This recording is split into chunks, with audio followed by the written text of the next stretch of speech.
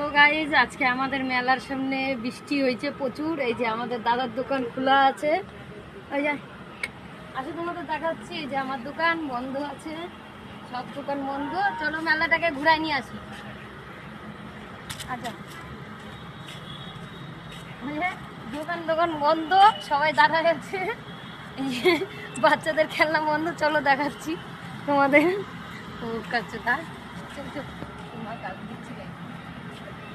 আসো আসো বন্ধুরা, আসো দেখাচ্ছি তোমাদের। এই যে সব দোলা বন্ধ, পুরা বৃষ্টি খেস্তে মেরে দিছে একদম, মেলা বন্ধ। আসো আসো আসো। বাচ্চাদের ছেলের মধ্যে জল জমে গেছে।